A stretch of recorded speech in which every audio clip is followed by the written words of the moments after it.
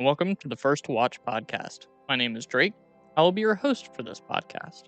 I will be joined by a rotating group of friends who come together and discuss their first watches, whether they be from the 1920s, the 2020s, or anything in between. Now, this is going to be a spoiler-heavy podcast, so if you haven't watched the movie already, you could either do one of two things. You could either, one, join us for the conversation and decide whether or not you want to watch the movie for the very first time, or two, you can pause this podcast, go watch the movie for the first time, and then come back and join us for the conversation. Now, without further ado, sit back, relax, grab some popcorn, and enjoy the combo. Okay, I just wanted to say fairly quickly, there are a couple spots in the episode where a car can be heard in the background while people are speaking.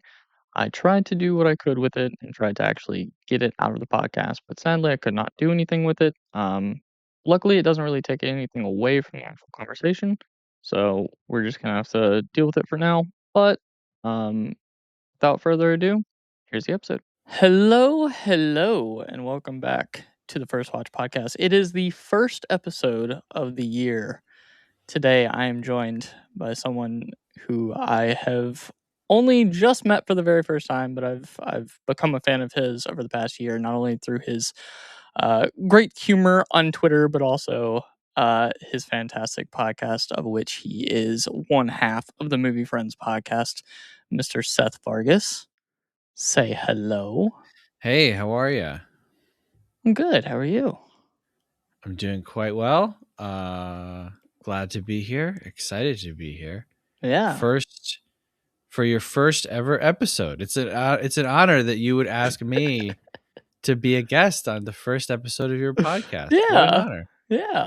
Very first That's true, one. right? Yeah. Just completely started over at the beginning of the year. Yeah. Well, let's kick it off. Let's kick things off right. Yeah, with a very weird baseball movie. I didn't really think about how weird Field of Dreams was until recently, when I rewatched it the other day. We had been talking about sports movies because you have covered a few sports movies on your podcast, on the Movie Friends podcast. This movie definitely feels like it should be. I'm surprised you guys didn't do this one. I'm very surprised because it's very much in the same kind of realm of those movies, in that all of the movies that you guys did are not necessarily like so much about the minutia of the sport itself. And this movie is not really about baseball. Right. It's just centered around baseball. Right. It's not like Moneyball. It's not like The Rookie. It's not like Rookie of the Year. Yeah.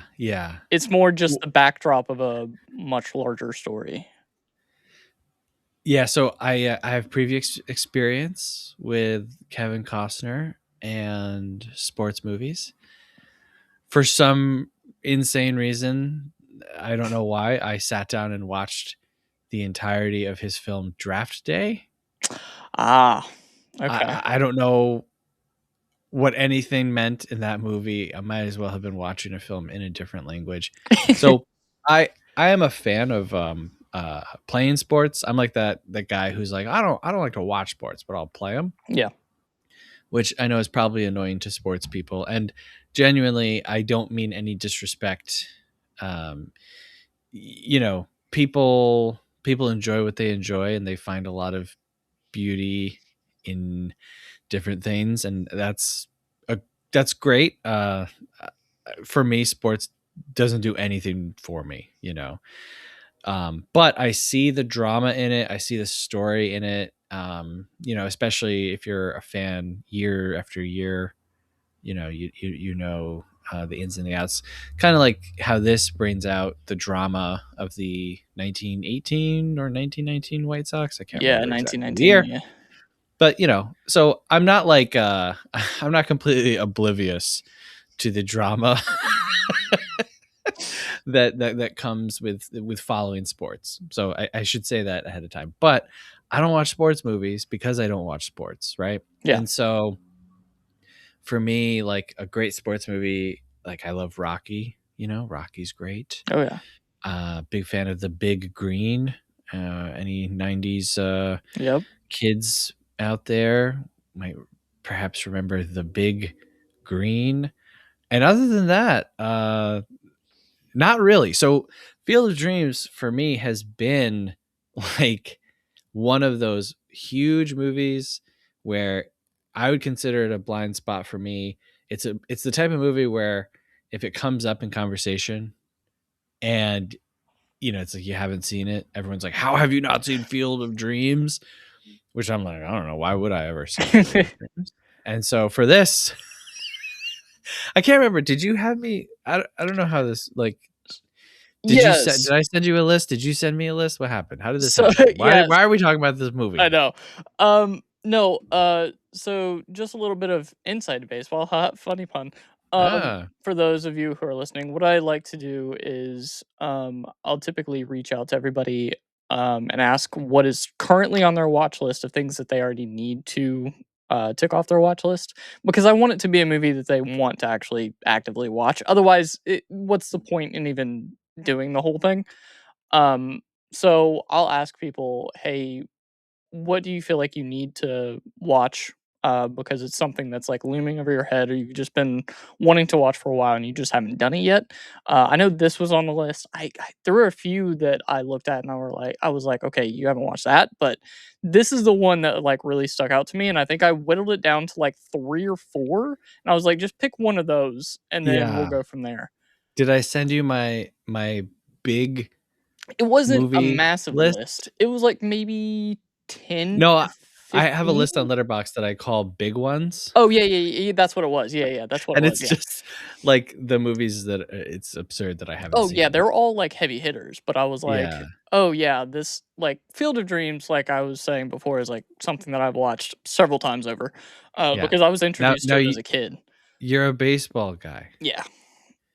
No football. No, I okay, so college football, yes, like, I'm very, eclectic in the sports that I like. I'm a big soccer fan, big, Mhm. football fan, at least in the college side of things, Mhm. baseball, hockey, I'll watch pretty much any sport just to give it a watch, but, the ones So that I you typically follow are baseball, soccer, hockey. got it, okay. Yeah. You will only watch football if you know they're not getting paid for it. I mean, it's also There's it's something about also when you watch a kicker run out to the field and you can say to yourself, "This guy has history class in the morning." That gets you excited?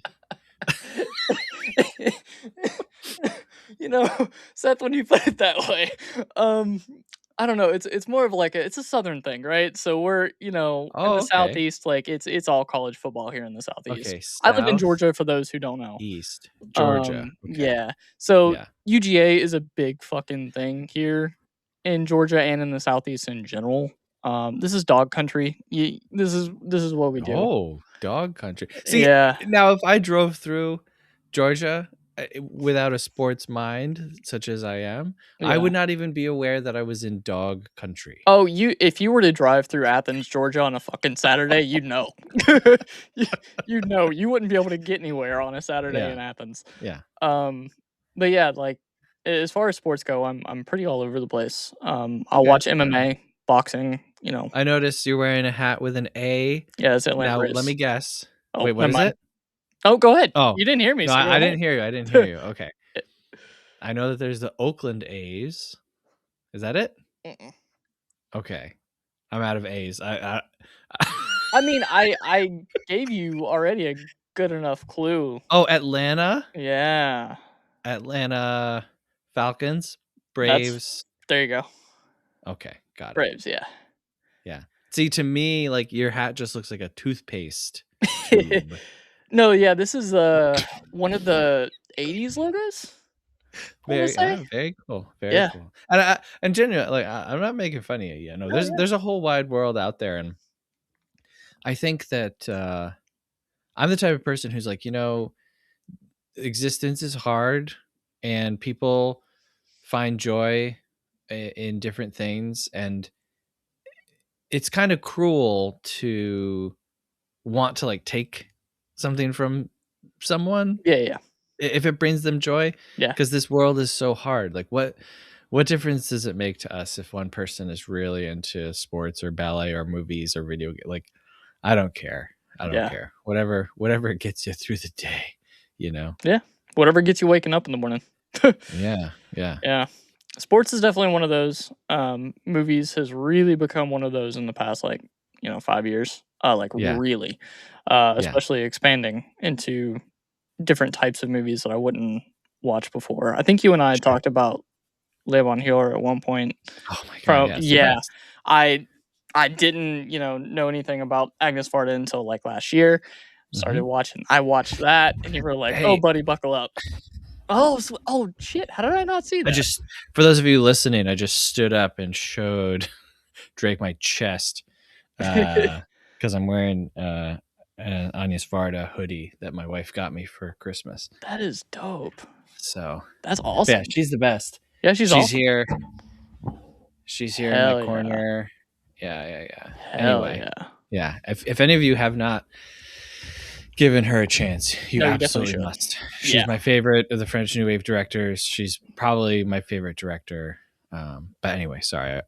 I'm you know what I'm gonna try to do? I'm just gonna try to interrupt you every 45 Go seconds. for it.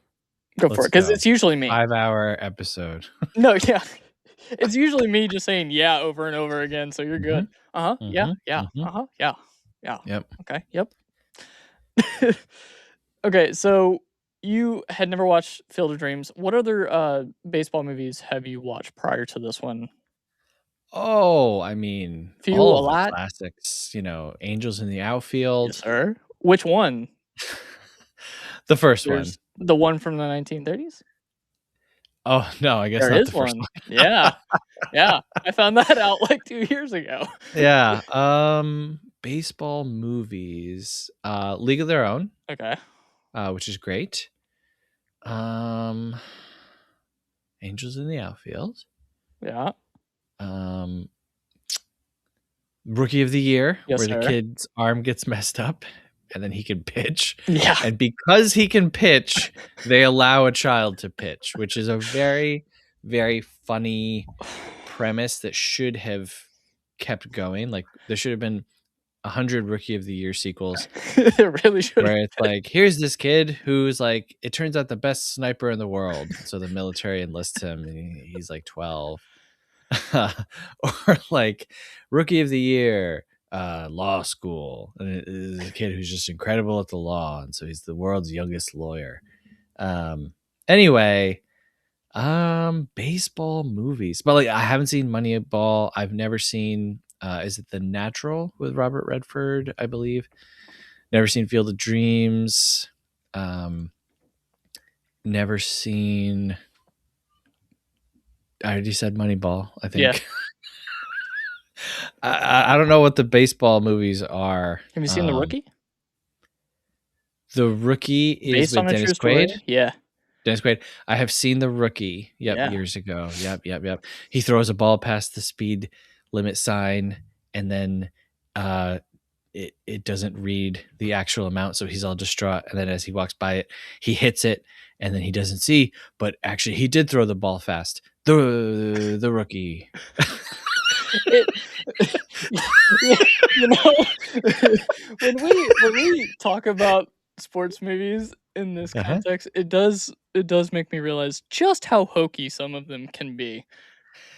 Sure, but I think I I think it's okay to have a format. Before we started recording, you and I were talking about genre Yeah. and some of the limitations, or um,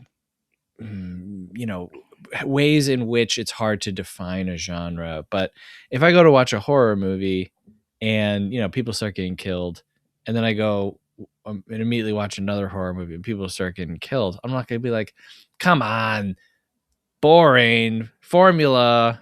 So if in Yeah. a sports movie there's one person who has to um, you know uh, excel past their physical either limitations or threshold in order to prove something to themselves or win something for someone, that's okay. It's okay if you repeat that 20,000 times. Yeah, with no variation whatsoever.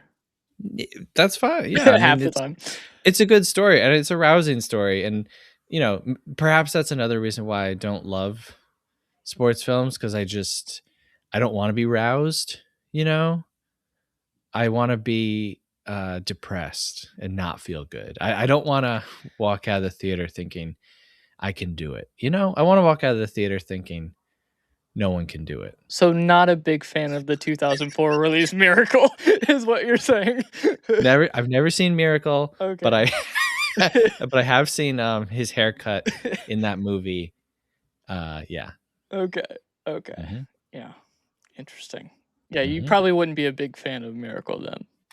Because that's Yeah, the I whole mean, point of it is like hope. Now, granted, like, at the time it was during uh the Cold War and it was basically a Cold War victory, blah blah blah, all that fun stuff. right. But yeah, that's definitely not up your alley then. No, I liked Marty Supreme. Hey, I was That was a to sports your movie that I positivity liked. today about Yeah. that, yeah. Yeah. I loved Marty Supreme as well. How did you feel about, I was looking at some of your tweets, Sure. from last night, and I Uh-huh. messaged you as I was kind of looking at your live reaction to this movie, to Field of Dreams. What are your initial thoughts of Field of Dreams? Like, you were like, "What is this?" Yeah, And basically, what is this? Um, I've so this came out in 1989. yeah, 1989. I was born in 1988. Kevin Costner was a major pop culture figure in my childhood, partially because of Waterworld. At the time, Waterworld was the most expensive production ever, and then it absolutely flopped. And so Kevin Costner was kind of like this guy that takes things a little too seriously, and he doesn't really have the juice. That was kind of how he was presented to me, or how I understood him through like culture. um he does Dances with Wolves, very serious, large production. He does Field of Dreams, which seemed to be a very serious, sincere movie about baseball and blah blah blah blah blah. So I don't really remember a time where Field of Dreams wasn't like around or present in my life.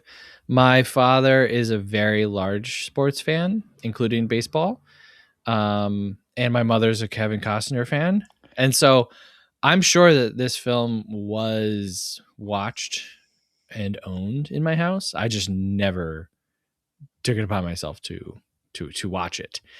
And so for me, like, I thought I knew what this movie was.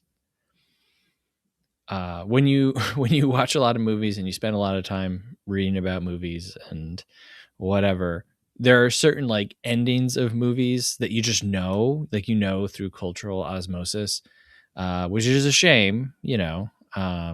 Most people probably know the ending to The Third Man, even though they don't know what movie the ending is from. You've seen that ending posted online and put into compilations of like great movie moments going back forever. yeah. And you might watch The Third Man, and when it gets to the ending, you'll be like, "Oh my god, I know what this is," and you won't know that that's what it is until it's happening in front of you.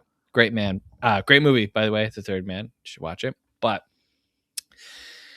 so I already knew the ending to this movie, Yeah. right? Like I knew the whole like, "Hey, Dad, you want to have a catch?" Whatever. I knew um, James Earl Jones saying, "If you build it, they'll come. They will come." Blah, blah, blah. I knew all that. Um, I knew Ray Liotta. So it was like I had like pieces of it, Yeah. and I had no idea how the pieces fit together. And so as I'm watching it and I'm seeing the plot unfold, I was like, "This can't be.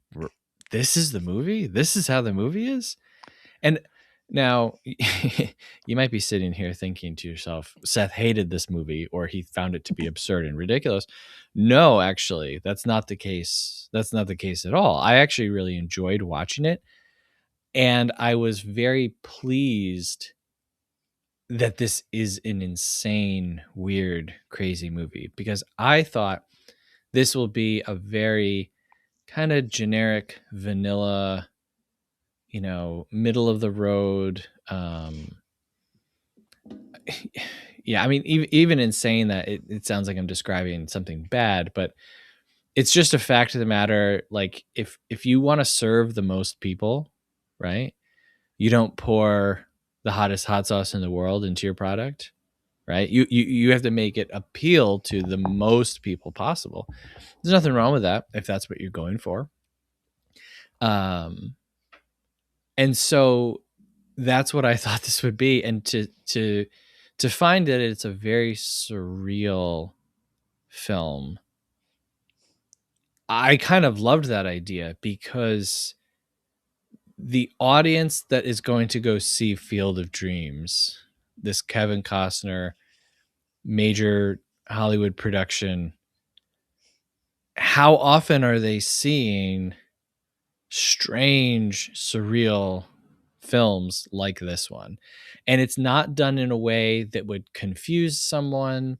It's not done in a way that would upset someone. Like, this movie goes down so smoothly and so easily that were the average American to go and watch, I'll just pull like a David Lynch film, right? A lot of people would enjoy it, a lot of people wouldn't enjoy it, and a lot of people would be confused by it, myself and yourself included, Yeah. right? But with Field of Dreams, I feel like it's almost like no harm, no foul. You get in, you get out, you watch the movie. So I'm very tickled at the idea that, like, this was a major Hollywood success movie that then became a very popular like cultural moment for people, when it was probably just normal run-of-the-mill folk going out to see the baseball movie. Yeah. So those are kind of my initial thoughts. I'm glad that I watched it. For this, honestly, I probably wouldn't have watched it for a very, very long time. Yeah. That's fair. but but yeah, I remain kind of confounded by it. I'm curious to revisit it, like, soon, and just, now that I know what it is, experience it again. Yeah. I know, like, as a kid, I didn't really look too hard into the movie, into, like, all the, like, little things that were actually happening. I was just like, "Hey, baseball movie, I'm happy," Sure. because baseball fan, baseball movie, perfect Yeah. pairing, right? Yeah. As I was starting to watch it again recently, like I was telling you before, I was starting to realize that these people are crazy, or at least Kevin Hmm. Costner is crazy, and then Hmm. the rest of his family just starts to trickle down, and eventually Terrence Mann, who's played by James Earl Jones, is found to he was already crazy, we know that, but Hmm. he is also seeing a lot of the same things and hearing a lot of the same things that, Kevin Costner's character was hearing and saying, and it just all this loony shit was going on in the movie, and I'm sitting there going, "What kinda drugs are they on? Can I have some? This sounds fun." Yeah. I don't know if Yeah. you It's think that they nuts. were like, "Oh, yeah, these guys are loony," or this is just like a whimsical, thing, 'cause as a kid, it does feel rather whimsical, but as an adult now, I'm just like, "Oh, these guys are just batshit." Yeah.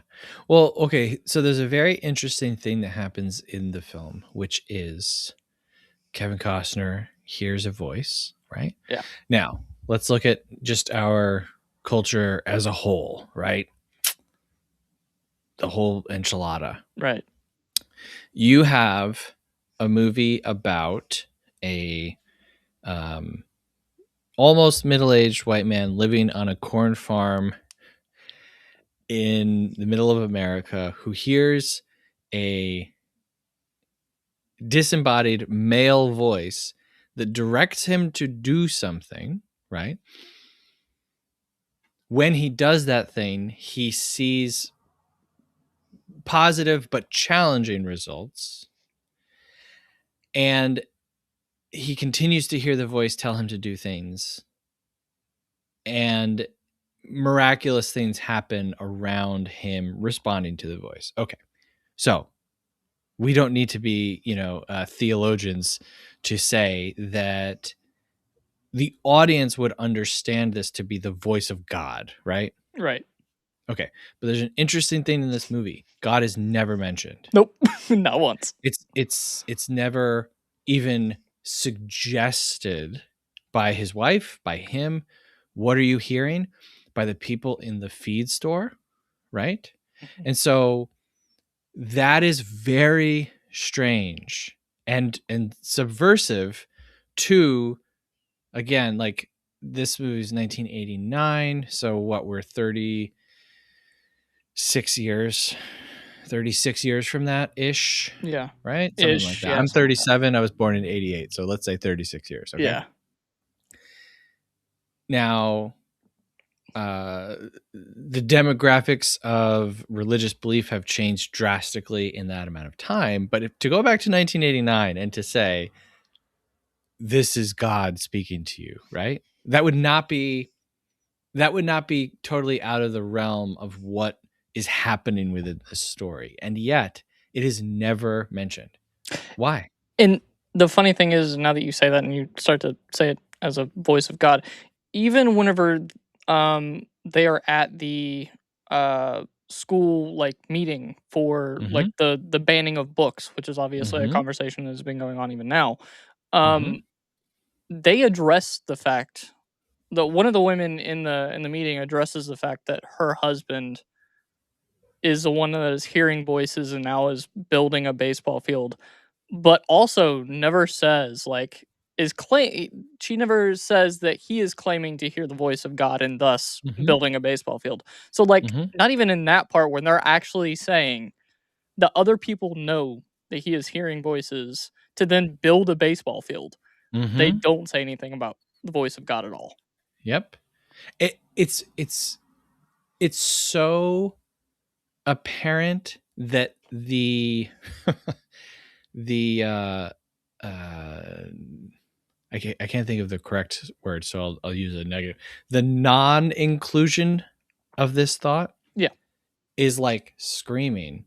At least it was to me. yeah. We don't see Kevin Costner seeking religious help. We don't see Kevin Costner praying to the voice. I mean, he is like, come on, I did what I'm supposed to, blah, blah, but there isn't the, violin string, soft piano moment where man and God connect in what would have been what I would say would be a perfectly acceptable um, moment or culmination of everything that's happening in this story. It's a Wonderful Life. You have angels. Yeah. Okay.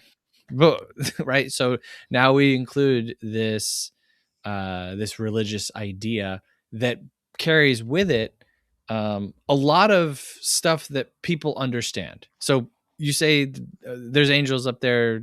We know that angels are God's messengers, whatever. Okay, like, you don't need to explain all that because our culture is so steeped in, the Catholic Christian story, right? Okay, but in this, Nothing. nothing. That is fascinating, like absolutely fascinating to me, and going with what our brain would think of first, which is, hey, build this giant thing and something is going to happen, and also people will come to this location, right? That makes us think of Noah's Ark, right? Which is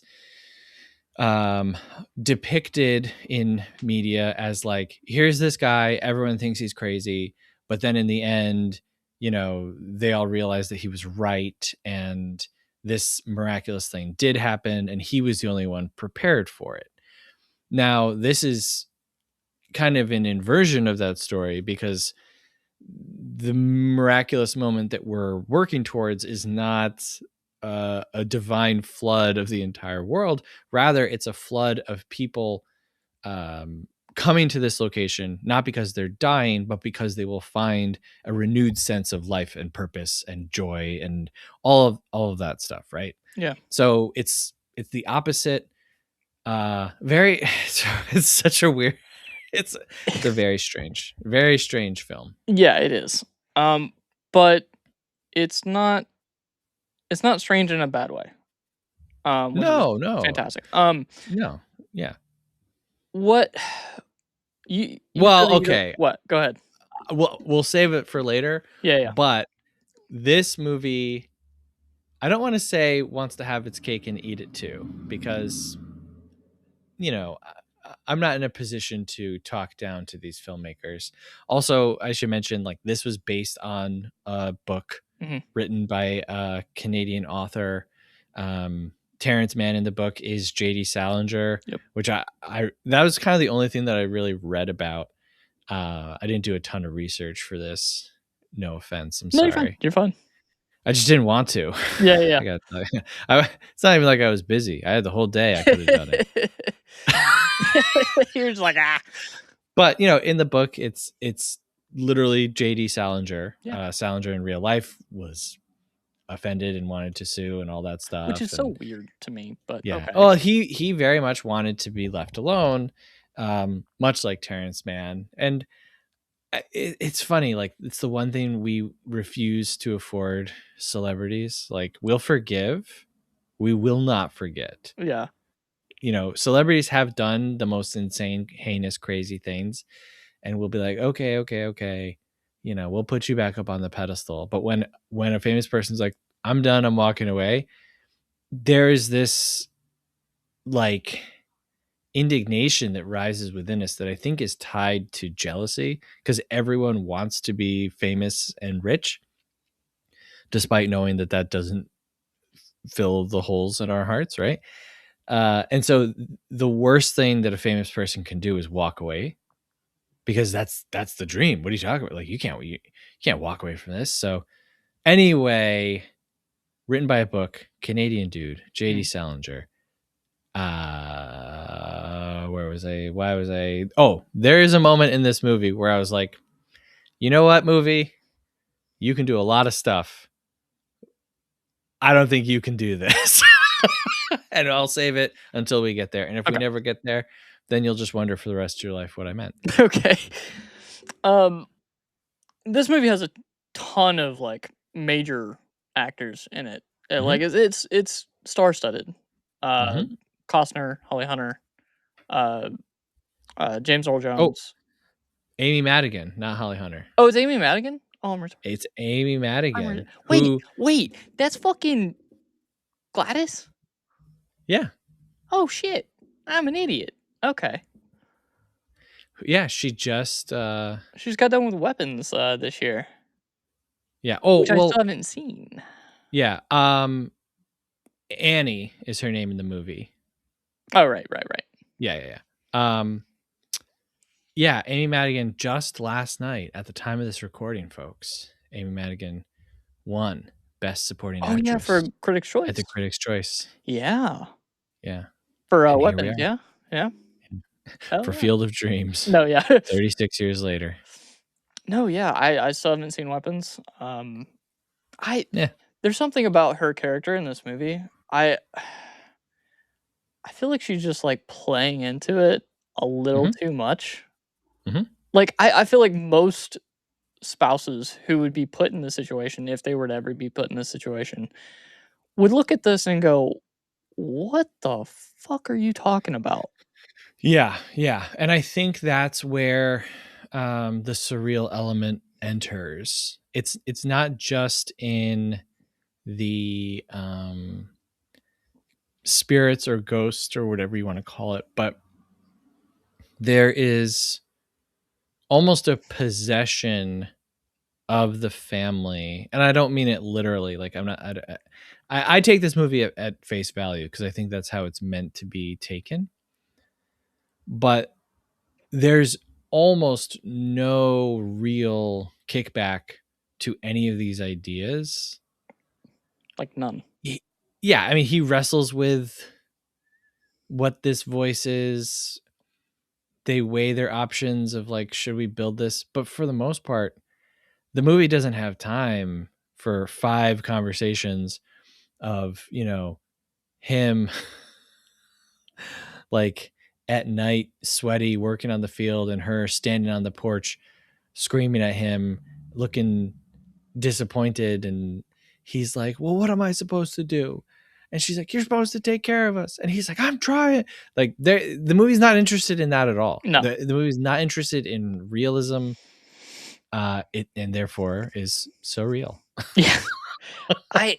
They don't even really touch on like a lot of the process of building that field. I know in real life it took them 48 Ugh. hours to do the whole thing. Oh, really? Yeah, it took them 48 hours. They did mostly sod because they didn't really have a choice. They had Yeah. planned and they were talking about actually doing a legit field and doing it in I think it's Dyersville, Iowa, which is where they hold the Field of Dreams games at now. They still hold it like at the location. They play in a cornfield for real? Yeah. They have been since 2019. Yeah. That was the first one that they did was 2019, I believe. There's another one coming up Wow. later this year that they've already announced for the Reds and Phillies, I want to say. Wow. But yeah, They should do they a legit do it. Field of Dreams and Signs crossover game. That'd be Where great. sometimes when you go to get the ball, an alien kills you. That'd be great. I'd love that. Yeah. That'd be an interesting one. Yeah. Yeah, it took them 48 hours. They did it mostly with sod and paint because the field kept dying, so they didn't know what to do other than to paint it green to make it look like the field that we see in the movie. But they don't really address that at all as far as like how long it took him to actually Right. do this. They do say There's that too they've much stuff drained. we don't I have know. time. I know. We don't have time. I know. The field must go up because then he has to leave. Well, they've already, yeah. They've already. It has to become a road movie for like most of the movie. Well, someone poo-pooed my tweet that another person asked something like, what did ask baseball movies, like, oh, do you still like or do you not like baseball movies? I think it was Silly Goose Magoo said whatever, like, after you saw it, do you like baseball movies now? And I said, yeah, but this isn't a baseball movie, this is a cornfield movie. Like, this isn't this. Yes, like, yes, this is a baseball movie, and there's a lot of deep baseball talk in little moments, conversations. There is a reverence clearly for the game and the history of the game. So, like, I understand what I'm saying. I'm not saying like, oh, this isn't actually a baseball movie. It is, but it's a lot more than that.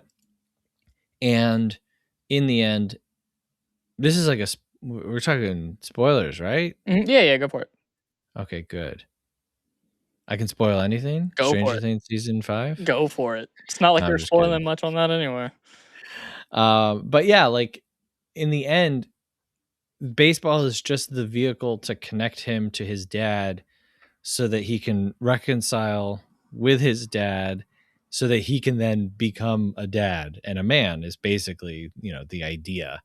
And so he says early in the film, I never forgave my father for growing old, right? Yeah. Something in there. And there's the idea, I believe it's Nietzsche, right, that for society to grow, we have to kill God. God is our father, and so we have to grow up past this idea of like needing this big dad, to take care of. And so it's basically the journey that this guy goes on, is putting his dad to rest because he never did it. He had that unfinished business of like, I said something mean to him. I think personally he takes a little far, Yeah, just a wee you bit. I think most people can resolve within their hearts their troubled relationship with their parents without building a ghost baseball field. But if that's what he needed, hey, God bless him. Yeah.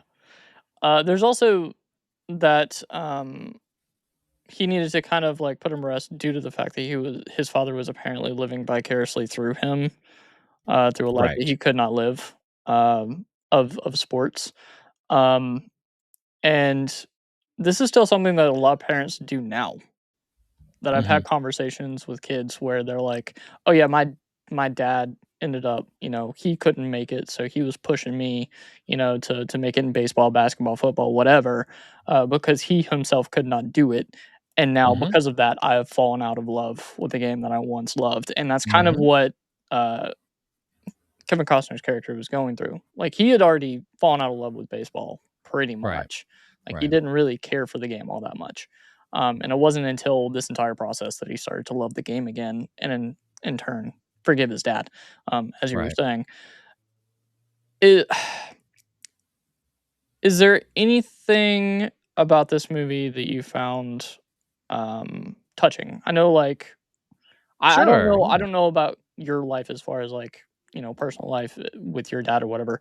Um, I had rewatched this recently, like, a year after my dad had died. So, like, Hmm. he died a year ago on the 1st, Hmm. and that was something that I had to try to, like, put down while watching this movie, because usually it would be something that gets me. Is there anything in this movie that you can kinda connect to on a Why did personal you have level? to put it I don't down? know, it was one of the I didn't wanna, like, bring it out. I was, like, trying not to think about Oh, it. that oh, no, you have I to bring know, it I out. You know, I have know, to bring it out. That I is know. what this isn't, we in the movie watching and talking biz, we are not in the numbers game. We Yeah, are in the feelings game. yeah, You know what I mean? And there's 10,000 reviews of Field of Dreams out there. The difference is what you bring to it. You know what I mean? yeah. So yeah, never don't try to repress so that you can think clearly. We shouldn't think clearly. We Yeah, should be we should be able to try to judge things objectively, but this is a subjective medium yeah, and it is always coming through the filter of you. yeah, And so let it come through the filter of you. What that's what makes it your review and your opinion on it. You know what I mean? yeah. Just like how I'm going to watch this movie and be like, well, I don't see it the way that, and I think it's in being true to our own experience and ourselves. You don't sit in that pool. You don't, make that your whole thing. You should be able to view the movie clearly. But yeah, when we're honest with ourselves and what our experience brings to a piece of art, I think it can open it up for people who are in the same boat as you but can't put words to it that you Yeah, can. yeah. So I think we should talk about your dead dad more Yeah, in this well, episode. okay. What do you think?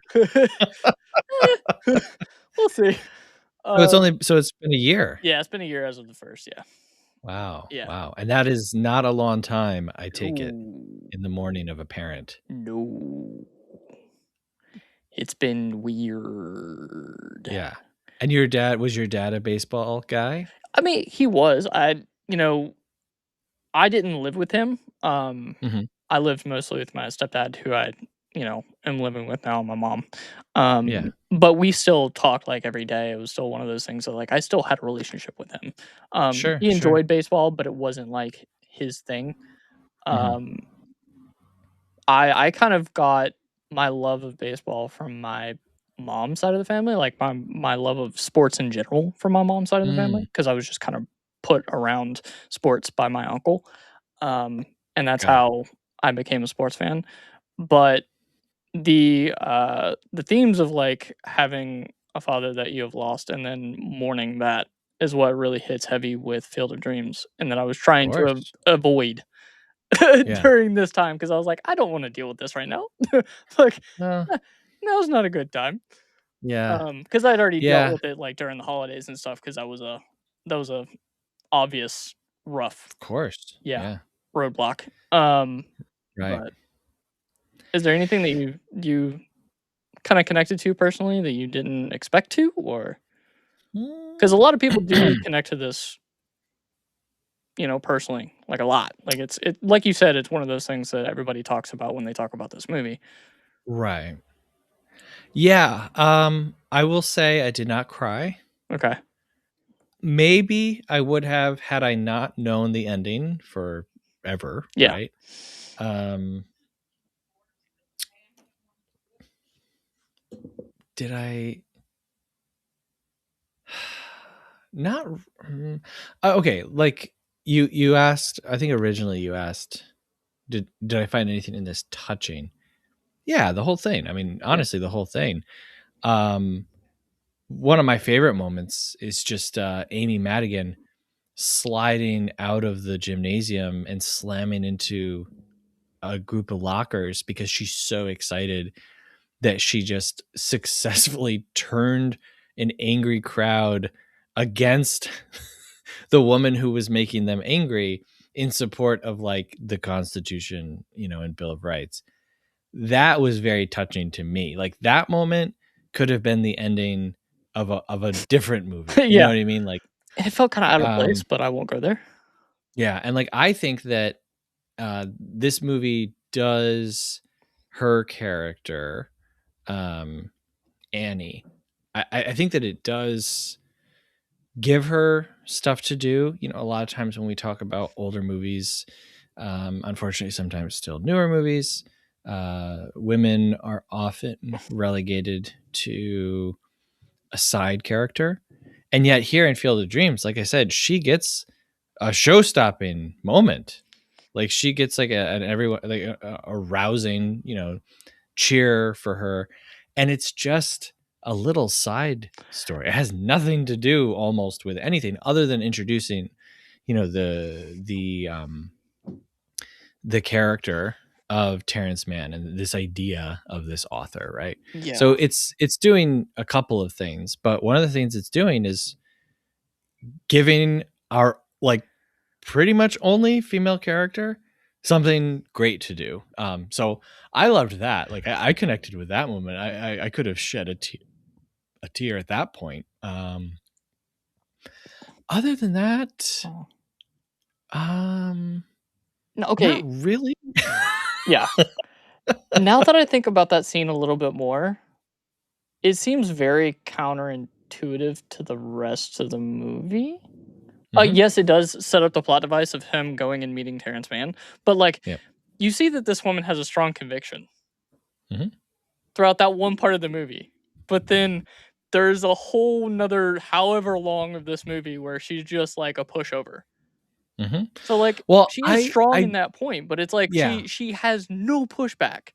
yeah, You make her so strong in her own convictions in this.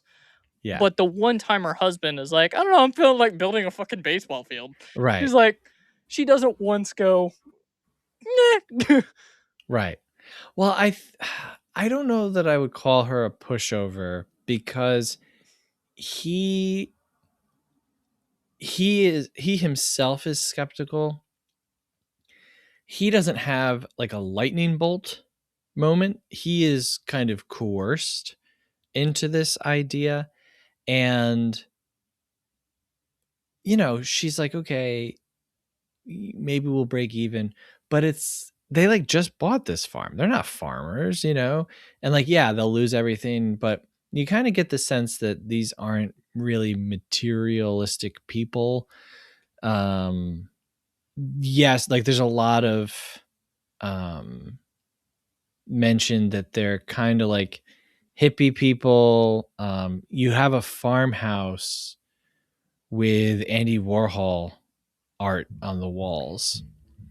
That in 1989, that's communicating like very clearly what subgenre these people would fit into, which was another kind of interesting thing to me about this movie.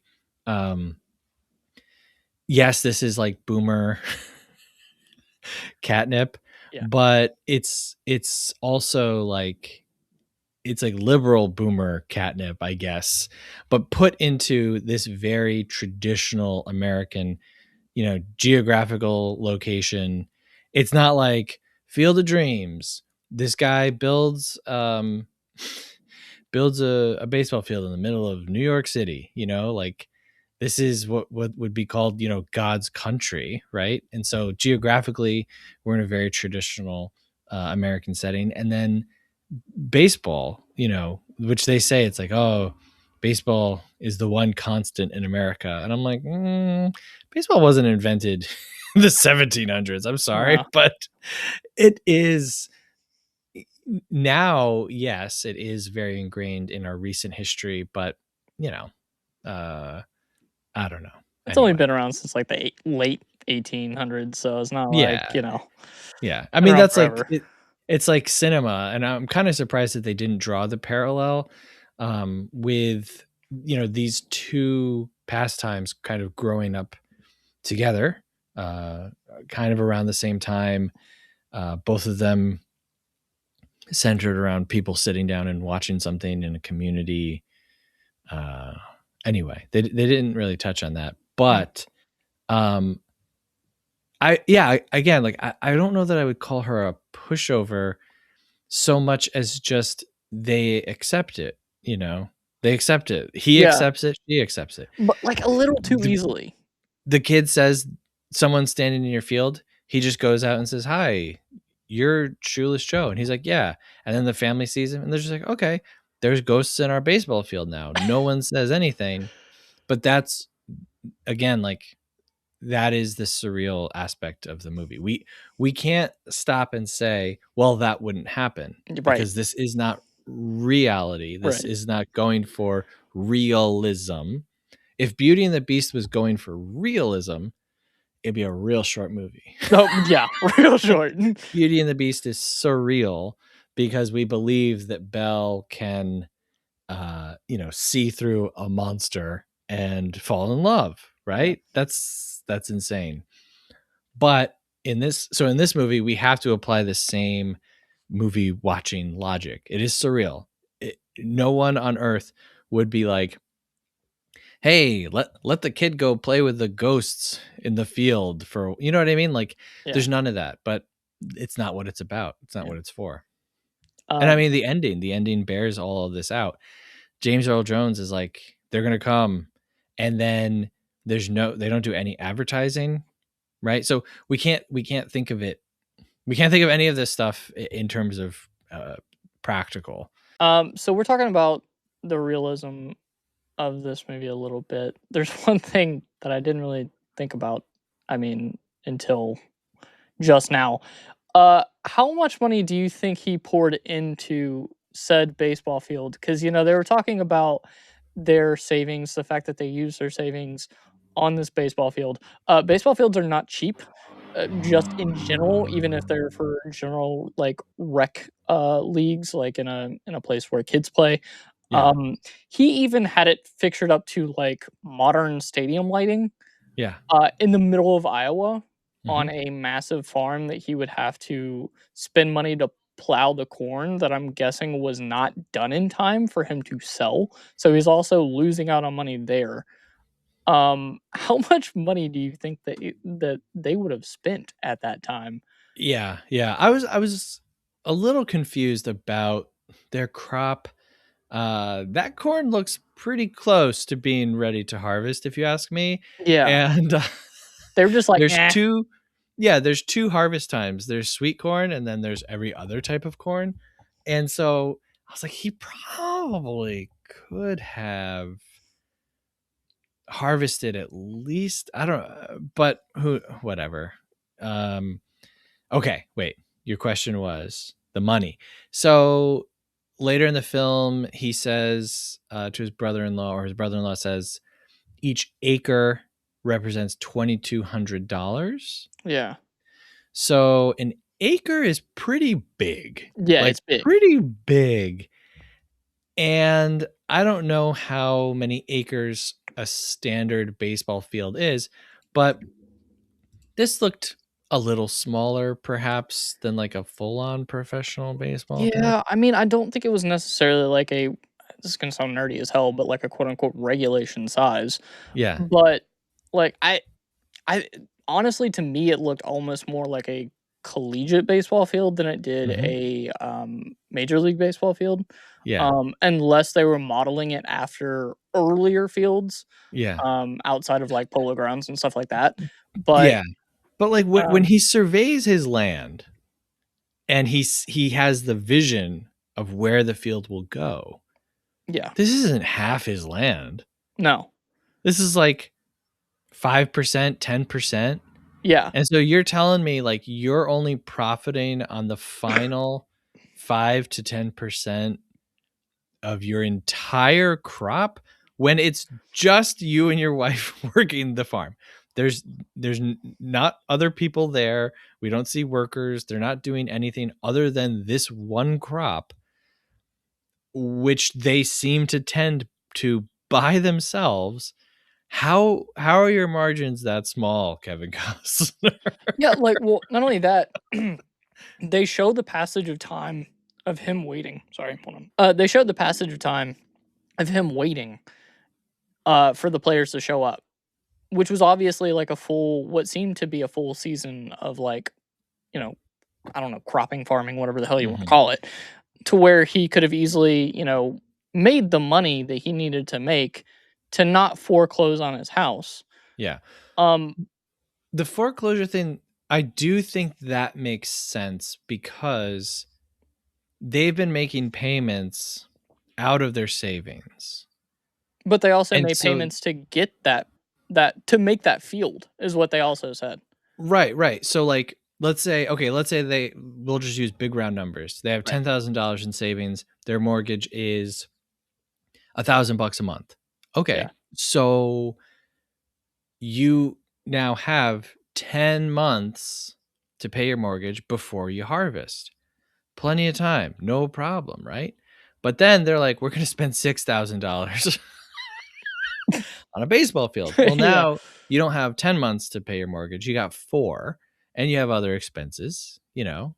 I saw her making some French fries at one point, right? Yeah. They bought paper towels. I thought when I saw that roll of paper towels, I was like, guys, We can't you're go trying to save splurging. money? Come on.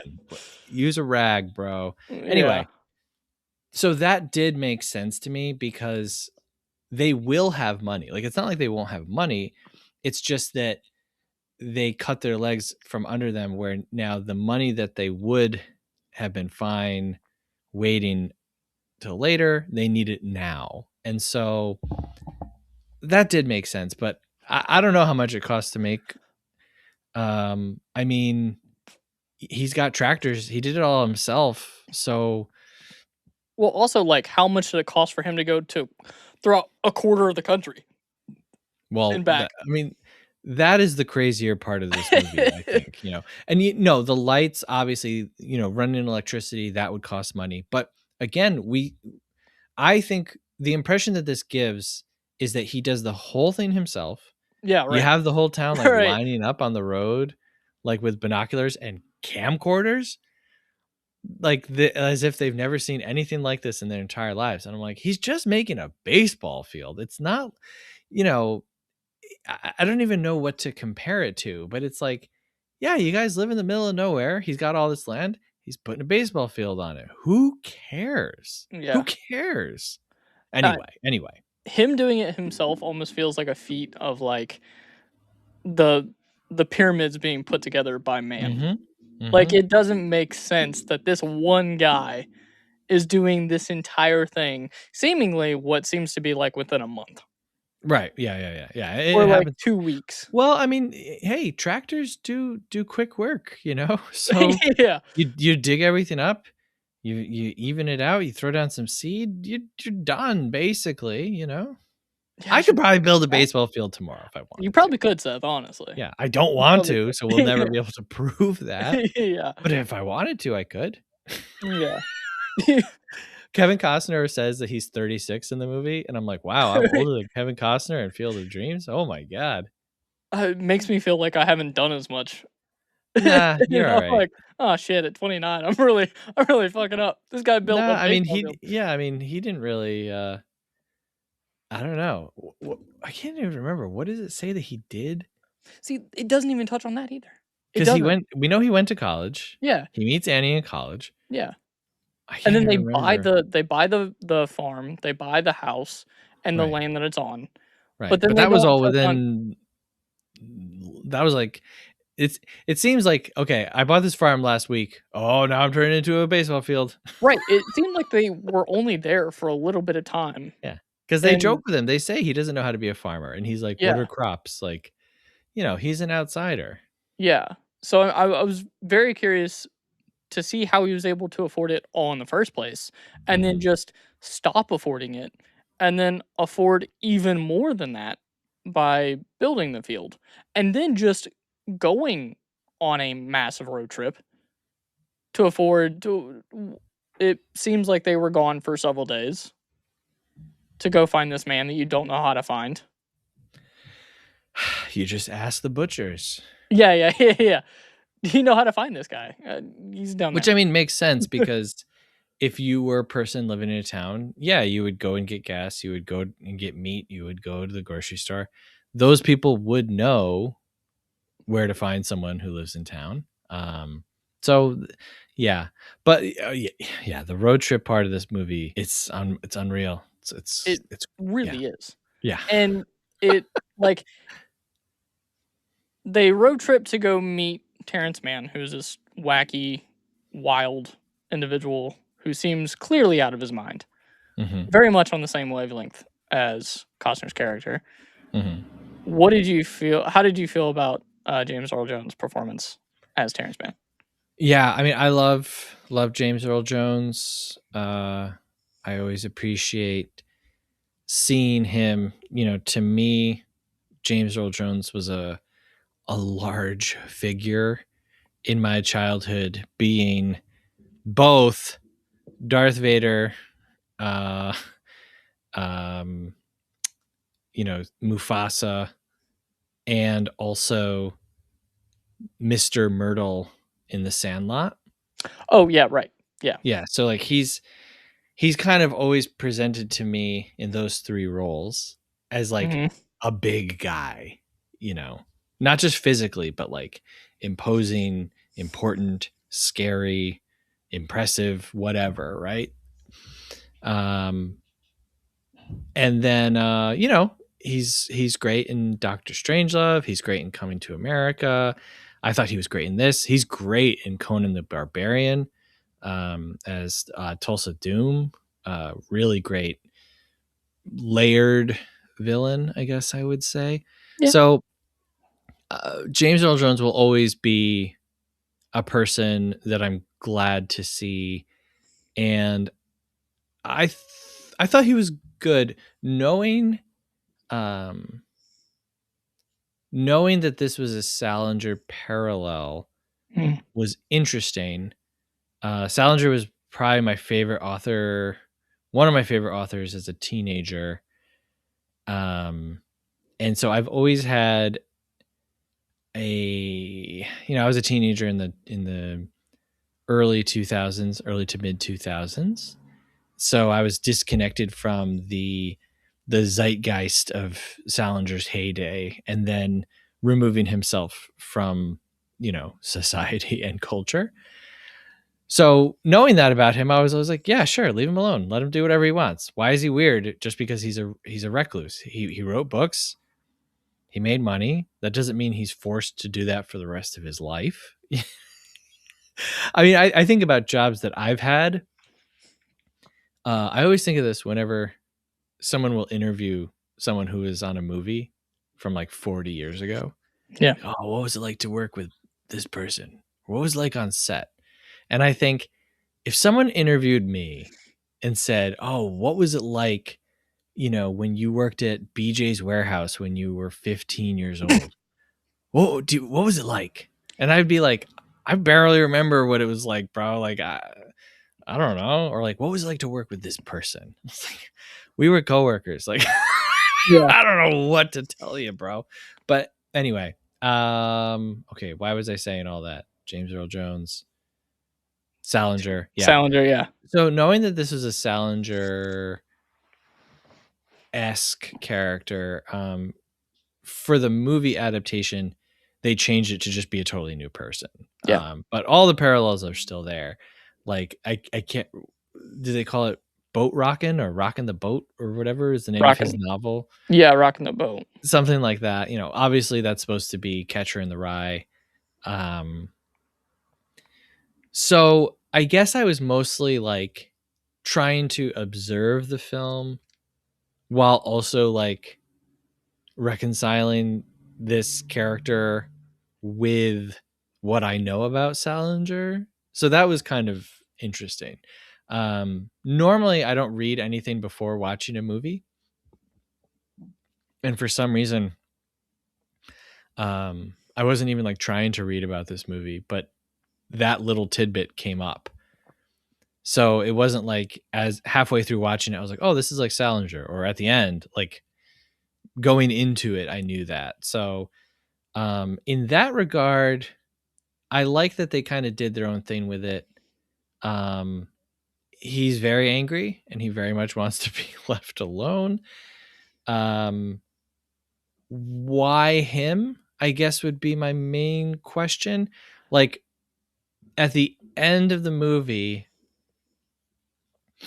he goes into the field Yeah, and he says that he's going to interview them or like essentially, yeah, you get the idea that when he returns, he will write again. yeah, And so it's like, okay. And I think that that's kind of like, if we're talking just straight up purposes, it feels like that's the only one. Cause even when they go in search of the doctor guy, it's, um,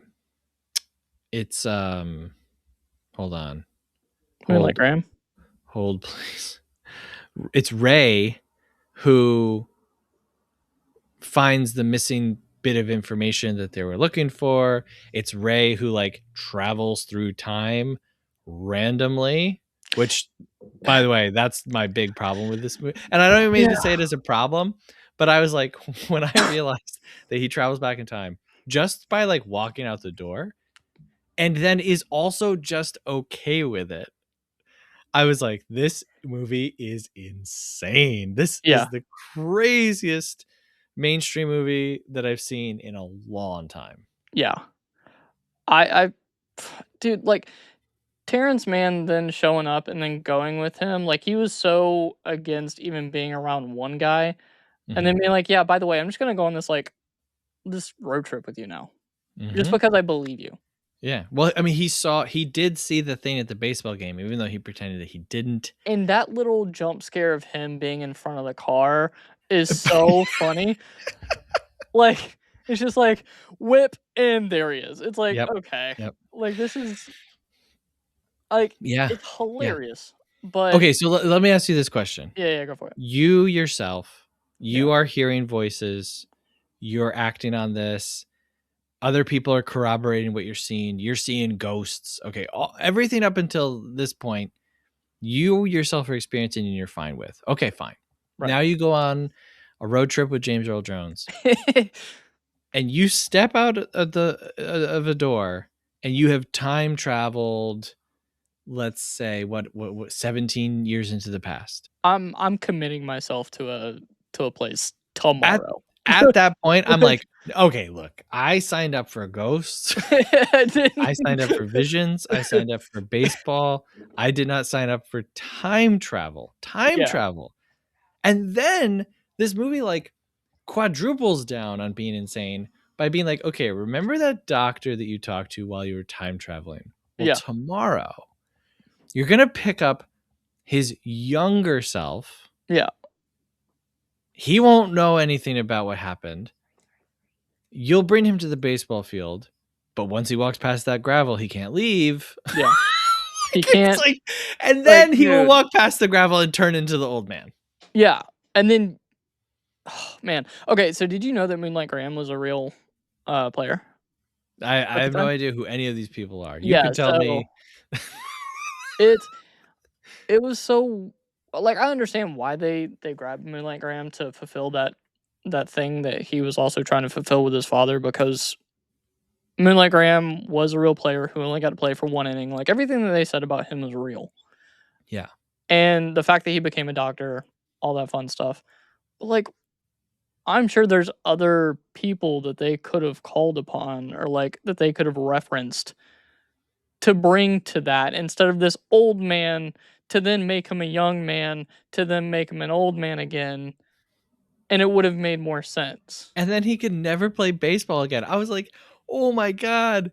Like, you took this character whose whole thing is he only got to play baseball like one time in the majors. Yeah. And then you put him with all these other famous baseball players, and then you're like, "Oh, actually, sorry, you also only got to play one time in the Field of Dreams." Yeah. like homeboy went to the Field of Dreams and still had his dreams crushed. What? That's just It's insane. But I think it's also making the point that, like, there's more to life than baseball, and he willingly, in order to save this child, it's like he's happy to do it, yeah, and he reflected on his own life saying, like, only playing once, that's not the tragedy. The tragedy is if I never became a doctor and, yeah. like, saved all these people's lives and all that stuff. So I'm making fun and I'm laughing. I get it, because, like I said, this isn't a baseball movie. Baseball is the vehicle to connect the past and the present, and also, like, have this field, a playing field, if you will, of healing and, like, emotional maturing. Yeah. Literally, men will build the Field of Dreams instead of going to therapy.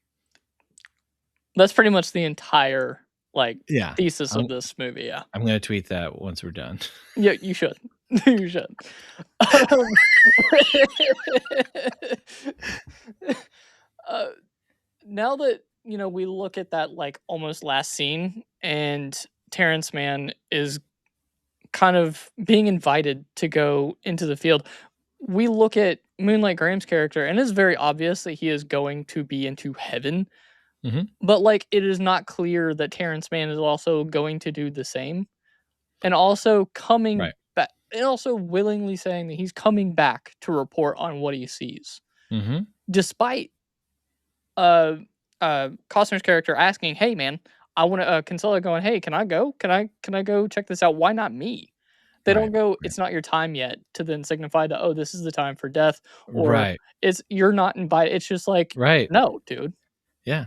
Like, Oh, "No." there are well, that's what's fun about this is there are rules. It's just the rules are insane. Yeah. Like, the rules are crazy and often communicated. Like, a lot of stuff is communicated in this non-verbally. And I can appreciate this being something that you feel rather than understand logically. And again, I'm just very happy that millions of Americans got to experience that aspect to it. Yeah. I I'm very curious, I don't know if you knew this, but there is a sequel. Oh yeah. Yeah, and I just found that out maybe 30 minutes Okay. ago, uh, Okay. headed up by Taylor Lautner. Um, I'm curious Whoa. I'm Mhm. curious if they touch on Terrence Mann's character coming back and actually writing about his experience Right. in that thing and what it is. Right. Right. Because we don't know. Because there's all kinds of different players who come in from different teams from different time periods, and it is Right. very Who obvious. know that they're dead, by the way. Yeah, yeah, they all know that they're dead. Yeah. Yeah. They all know it. They're all aware of it, Yeah. and they're all coming from different time zones and eras in time in baseball history, Yeah. all coming from different teams. It's not just, 2 specific teams who didn't get to play out the 1919 World Series, which initially, whenever I watched it again, I was like, "Oh, okay, maybe that's kind of what they're alluding to, is that the fact that, they didn't really get to play out that game kind of the way that they wanted to, needed to, because they fixed it to where it was obviously set up to where a lot of people won a lot of money." So maybe that's kind of the thing that they're fixing on that, Mm. in that Right. game, is, like, them playing it with integrity this time around as opposed to fucking it up, kinda like what they did in the 1919 World Series. Right. Right. Um, Right. They don't address that. But No. also, if you look at all of the, they allude to the fact that Shoeless Joe Jackson was ousted from the MLB, just like I think it was 11 other players, for their role in the 1919 World Series fixing. Right. But like they don't play that game out. You'll look at all the uniforms and they're all different teams. So Yeah, like yeah. that's weird. So like whenever they go into the corn, do they all go play that game? Why don't they play it here? Like what did they do in the corn that I you're don't, going back to go write about? we're not invited. We don't get to It's know. such a weird thing. Yeah. This is similar to The Sandlot in that a lot of sports movies are building to the big game. Right. You know, the big game or the big match or the big whatever, right? The big fight. There is no big game in this or The Sandlot. Mm-mm. We're not building to, There's pickup games. anything. And then it just ends. And I did think that the ending shot was pretty great. I did see how they do that. They had to orchestrate like actual cars actually going down the highway. They alternated their lights so that it looked like the cars were driving towards the place. I thought that was great, and yeah, like subverting the sports genre by saying like, no, we're not building towards everything that you just said. Like people are expecting something because we've set up this notion of like playing this game and bringing in players from all over, and then they just don't do it. It's like, actually, not really what the movie's about. Yeah. Someone should make a Field of Dreams for music, where a farmer builds a giant stage in the middle of his cornfield, and then you have musicians from throughout all time coming together and playing music. And at the end, it's him and his dad, and they sing a song together, and then everyone will cry. Yeah. And then we have some of the bands that played at Woodstock 99 because they felt bad because it was such a shit show. Sure. Yeah. And you can have lesser known dead musicians. You can have like a couple famous guys, right? Like Freddie Mercury's there, whatever. Yeah. Ozzy shows up. Yeah. All right. I'll write it. I'll do it. Field of Dreams Go for it. 3. Yeah. Field of who would Strains. There you go. Who would star in it? Who would be your Kevin Costner? Taylor Lautner a second time. A second time? We're going to pretend that the second movie didn't happen. I feel like he probably pretends the second movie didn't happen, to be honest with you. Considering this is the first time I've ever heard of it, like 30 minutes ago. Yeah. Damn. I wish they would have addressed, the 1919 World Series a little bit more, because they do with Shoeless Joe Jackson, obviously. I kind of wish they would have at least played that game out, or at least, even just in passing, or like, oh yeah, they're playing the White Sox and Reds, I think it was at the time. They're playing the White Sox and Reds are playing tonight. And that's all you had to say. That, to me, that was all you would have to say, because someone like me who actually knows what that's about, like, I'd be like, cool, dope. Right. They don't even do that whenever they're sitting out there just watching.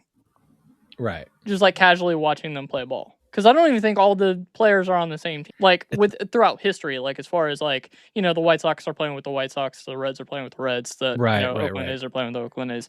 Like it's all just a pickup game, kind of like Sandlot. Right. All because they just wanted to come together and play like a bunch of guys, which I get.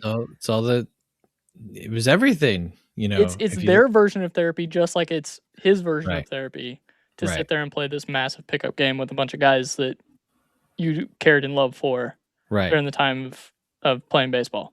Yeah. Which, hey, I mean, that's cool. Yeah, I mean, do they have to pee while they're out there? So many unanswered questions.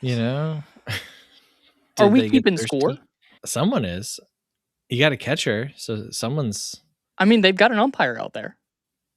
Do they? Yeah, there was an umpire. Whenever you look, they missed ghost umpire? No, yeah, they had an umpire. Whenever you look at all the guys who are out there, kind of near the end of the movie, you see someone in like just formal umpire attire. That'd be really funny if like they also had like a third base coach Yeah. eventually.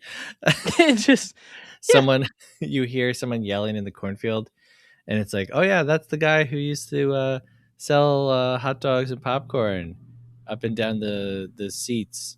He's out there too. He enjoyed this part of his life. Yeah. Oh, You get someone you akin get to a Angel mascot, Hernandez just a ghost mascot coming out. oh man. Oh my god, it's the original Mr. Met. Hey, but he doesn't talk. He's just like, Hi. Oh, that'd be great. I'd actually love that. Are you kidding me? That'd be a fantastic addition to the movie. Oh god. I was looking at the Oscars because I like "Mhm. to do that. I think you're a fan of award season and stuff. No, oh no, no." No, no. Did I That's misread super that? funny. That's super funny, actually. No, I've become more polite in recent years, so it might not be. I don't blame you for not knowing this. I Yeah, yeah. hate every award ceremony. I hate the idea of the Really, Oscars. The Oscars are a sham. really. Yeah, I Like mean they straight up, have it's been. just not. They're not real. Yeah, I can go on, but I won't because we're yeah. here to talk about Field of Dreams. But I think that award ceremonies and award season is kind of like the death of movies. But continue. Feel free. Don't feel nervous now. No, you're good. You're good. I did you know that it was nominated for Best Best Picture. Picture? Yeah, Yeah, crazy. alongside some pretty interesting movies like Dead Poet Society, Driving Miss Daisy, Hmm. My Left Foot, which I've never seen, Oh my and god. Born on the Driving Fourth Miss of July. Daisy. Horrible. It also won that year. Yes. Just I don't know if you knew that already, but Yes. Oh yeah. I Oh find yeah. that very funny. Next to even Field of Dreams, but also like up against Dead Poet Society. I personally would have done that over Driving Miss Daisy, but that's Yeah. just me. Yeah. Um, yeah, this movie didn't get a lot of accolades. It got a lot of nominations, but really no wins. Hmm. Um, like you said, you're not a big fan of that, I guess. But I do find it very interesting that most of the movies that I've talked about thus far on this podcast have gone that way, and we haven't even planned it that way. It's just kind of worked out in that everything that we've talked about is like been nominated, but it's also been pushed by the wayside by most Mm. people and has been like, eh, who Yeah. cares? Yeah. Well, it's a very exclusive club of horrible films that win Yeah. Best Picture. So Yeah, don't feel that's bad true. that you haven't covered those. Yeah. No, The Oscars are actually a better barometer for what does not age well dude. than they are for what goes down in history as a great and important film. I don't want to talk. I could talk about this for hours and hours and hours, and I will not. But Driving Miss Daisy, fantastic example. Recently, good movie. I cried like a baby. Coda, Yeah. fine movie, completely fine, whatever.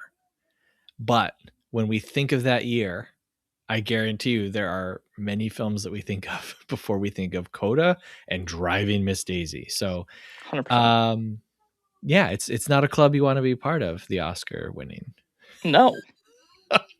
movie. Dude, the year that Seven was nominated for movies, Babe was also in Best Picture, but Seven was not. Like, Yeah, where do we what are we it's doing? Like, it's it's it's a silly. That's like you'll see people talk about like, oh, what are your 10 greatest movies of all time? I can't do It that. is a fool's errand, and it is really stupid to do because there are just too many movies. And if you feel comfortable, fully comfortable, giving a list of 10 movies that you think are the greatest of all time, I don't care about your opinion Yeah. because you're insane. Yeah. Not only that, I feel like you just haven't seen enough movies. You can't even represent enough countries. Even if you just said, I'm going to limit myself to one per country, you're leaving out entire film industries by limiting yourself to 10. It's stupid. Okay, anyway. Field of Dreams, Good movie. It is a good movie. I ask the same 2 questions at the end of each podcast. Okay. Um, I'm gonna tweak it a little bit on the first question. Oh, okay. Um, it's gonna be kind of a two-parter, mostly because we were talking about this for a second.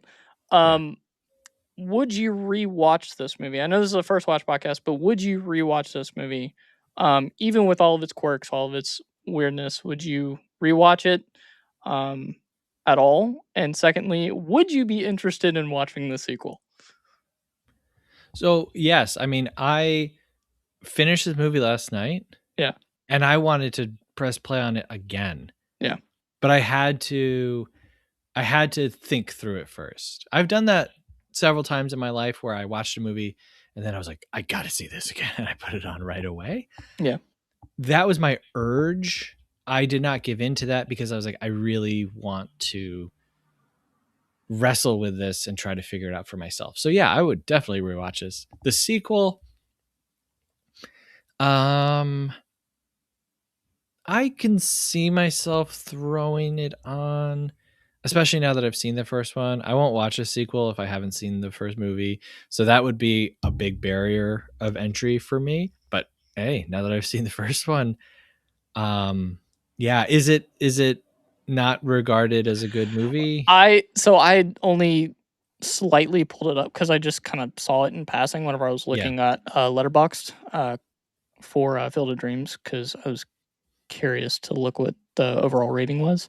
Mhm. But I had looked at a few of the ratings and they were all like 2.5, 1.5, Yeah. 2 stars, that kind of thing. So I imagine it was one of those like straight to video type movies where they pulled a big movie from the past. They, did a sequel very quickly and said, all right, let's see what happens. And Right.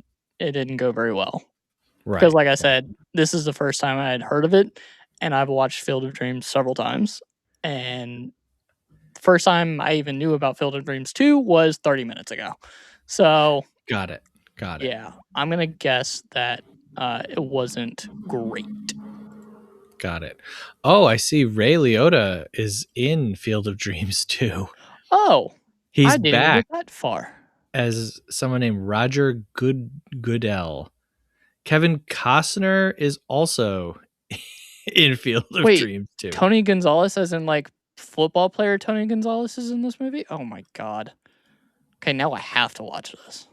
Yeah. Wow. Rich Eisen, Marshall Falk. This There's is very more interesting. Taylor football Lautner's players than it character's is a name. football movie. Holy shit, it's not even a baseball movie. Yeah, it's a football movie. Taylor Lautner's character's name in this movie is Iowa Farmer. Kevin Costner's character's name in this movie is Iowa Farmer's dad. I have to watch this now, actually. Oh, Dennis Haysbert plays a character named Mann. So I think that this is maybe a direct sequel. Right.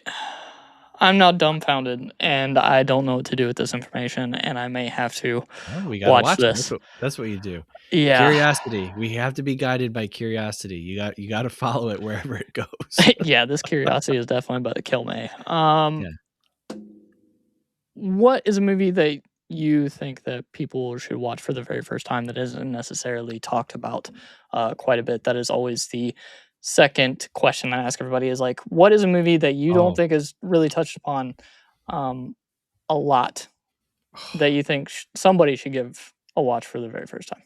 Okay, how many answers can I give? As much as you want, man. Floor is yours. Okay, well, my go-to answer for this is a film called Magic Spot. Okay. This is a film by Charles Roxburgh, who's a director and the co-writer star of the movie, Matt Farley. Farley and Roxburgh make a bunch of movies together. They are all homemade. The actors in it are their friends and family, co-workers. There's no budget. And they are incredible. They are incredible movies. Magic Spot specifically is a sci-fi magic story about two cousins who have to help save their uncle who is trapped in another dimension, kind of, using a magical rock. Right. Okay. And it's incredible. It's genuinely like a great film. They also have other films that they've done. Don't Let the River Beast Get You is a great pastiche of 50s and 60s creature features. Metal Detector Maniac is another one of their movies that's really, really great. But basically any of their movies, I really believe in recommending their stuff, because so many movies are formulaic. It's the same thing over and over again, which is okay. But their movies, genuinely, as you're watching it, you don't really know what's going to happen next.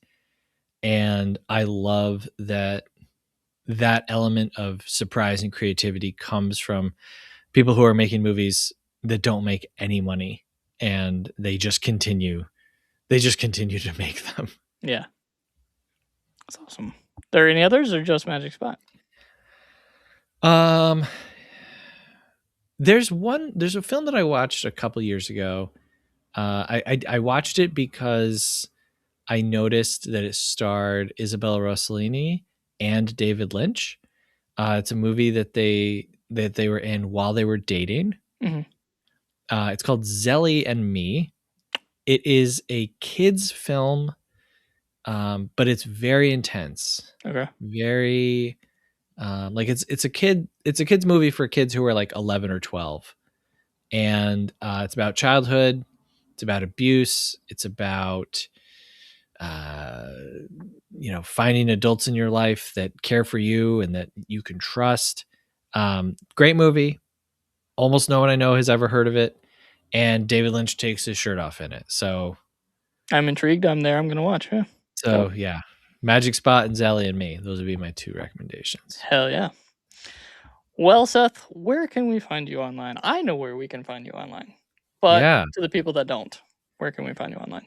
sure. So hey, if you if you like rambling about movies, I co-host the Movie Friends podcast with my co-host and friend Michelle, who is much funnier than me. So if you were listening to this thinking, this guy needs someone to balance him out, this is too much, good news. Someone like that exists. So yeah, you can find us moviefriendspodcast.com. That links to everything that we're doing. And you can listen to our show everywhere that you listen to podcasts. You can find me on Twitter at Sethy. That is OHSETHY. That is where I make observations about the modern world and movies. So it's a little bit of comedy, a little bit of movies One of mixed my together. favorite Twitter follows of the past year and a half. I'm not gonna lie. Thank you. Thanks. That's pretty much it. Yeah, you can find Movie Friends Instagram, Twitter, YouTube. That's primarily where to go. Yeah, I think. Patreon as well. You guys got a Patreon where you guys Yep. have a lot of exclusive content, as well as talking about what movies you guys are going to feature on upcoming pods. Yeah, as well. you get to vote. Our whole show is based on like people voting on episodes and monthly themes. Like, for example, we're recording this in January, so all month over on Movie Friends, we're doing Denzel Washington films, because it was a theme voted in by our patrons. So yeah, we do that, and then once a month, patrons get to nominate a movie, and so yeah, we just don't like picking things, so it's easier to let other people do it. But that's fair. Yeah, makes it easier on you. Yeah. Yep. Cool. Well, I'm glad that we got to do this. I'm glad that we both enjoyed Field of Dreams. Until next time, I guess I will see you guys later. I don't know what movie is coming up next, but we will figure that out. Until next time, bye.